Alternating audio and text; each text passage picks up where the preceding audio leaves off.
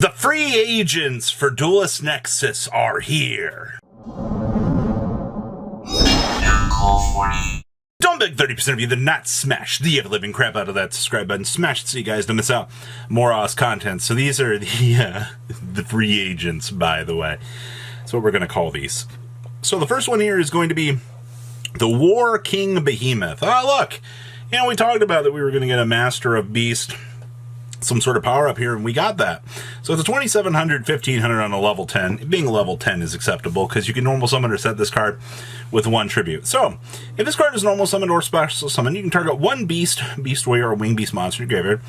Add it to your hand. If you do, this card loses 700 attack points. So it'll go back down to 2000. Okay. Once we're during your end phase, you can make this card gain 700 attack points. This should have been a card of the day reveal.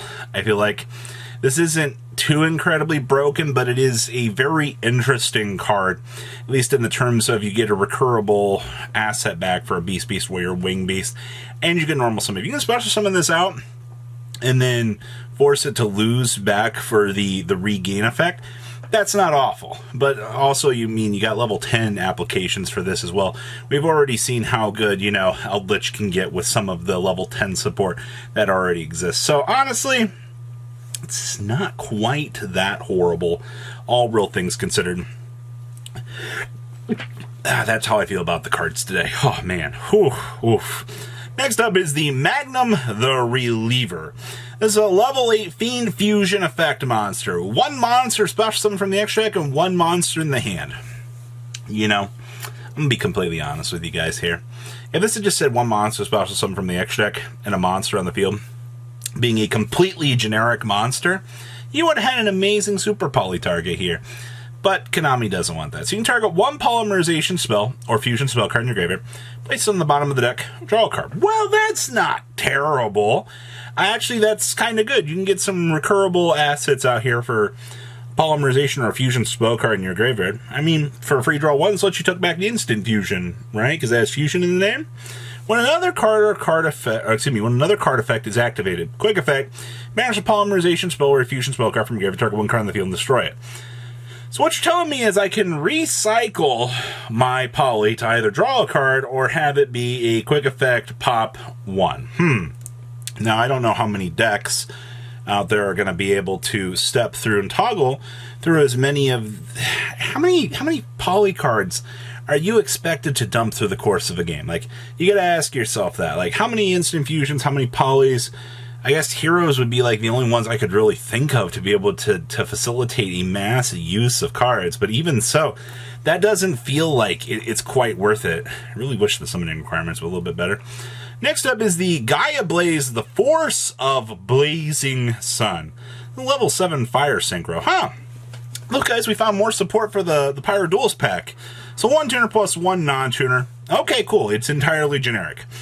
When this attacking card destroys an opponent's monster by battle, you can activate this effect. This card can make a second attack in a row. Okay. That's actually not bad. I love monsters that kind of facilitate additional attacks. Okay. At the end of the battle phase, you can target face-up fire monsters in your graveyard, up to the number of monsters this card destroyed by battle this turn, and add them to your hand. Why does this feel like so 2000 and late?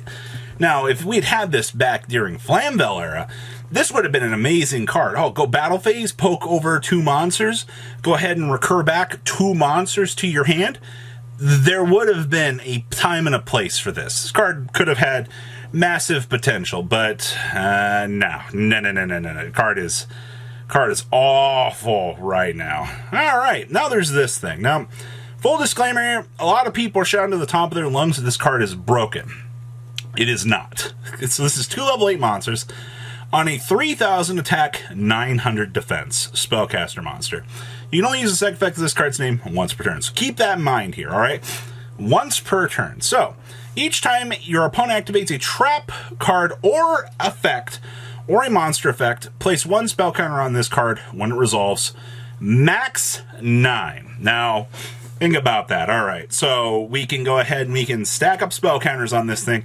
It's going to be a nice big holder of spell counters. You can remove 3 spell counters from this card to apply one of these effects. We can add a spell or a spellcaster effect monster from our deck to our hand. Or we can special summon one spellcaster monster from our hand or deck. Okay, so that's pretty good. If this card would be destroyed by battle, or excuse me, when this card would be destroyed, no matter what, you can detach one material from this card instead. The remove 3 spell counter effect is not a quick effect. That's my first problem with this. My second problem with this is when your opponent activates a trap card or effect or a monster effect, your opponent's going to immediately spot removal this. If they see that this is on the field, they're going to out this. There's no ifs, ands, or buts about that. I understand that, cool, a spell counter holder of up to 9 that lets you search is good, but it's limited to a once per turn effect to search. I don't see the immediate crazy value that other people seem to see with this. I actually quite think that this card is incredibly limited in its design, and they were very afraid to make this very, very strong, I feel like. Especially if you're dedicating 2 level 8s to this, it feels not worth it at the end of the day. Alright, next up is the Hyper Morph. Okay, you can only activate 1 card with this card's name per turn. At the start of the damage step, if your monster battles an opponent's monster, activate 1 of these effects. We can change the attacking monster defense position, we can return the target to the hand, or we can destroy both battling monsters. Well, you had to make this this had to be a free agent card? Like, what are we doing here?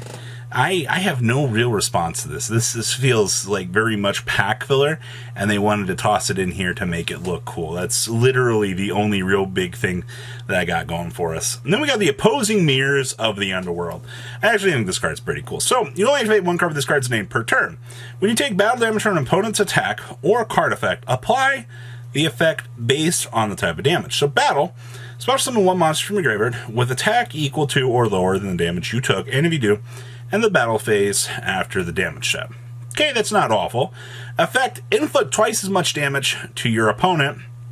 Yeah, you just ping your opponent back for twice as much damage. Now, I really wish that this spun back battle damage to your opponent for double.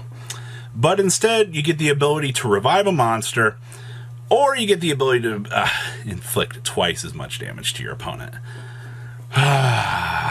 You know, these really are pack filler cards, in my honest opinion. I think the best one here is the Fusion by about a mile, but that's really saying something. So what do you guys think? Please leave a comment down below to what you guys think, and I'll see your beautiful faces back here later in the day, guys. Peace out. Patrons, thank you.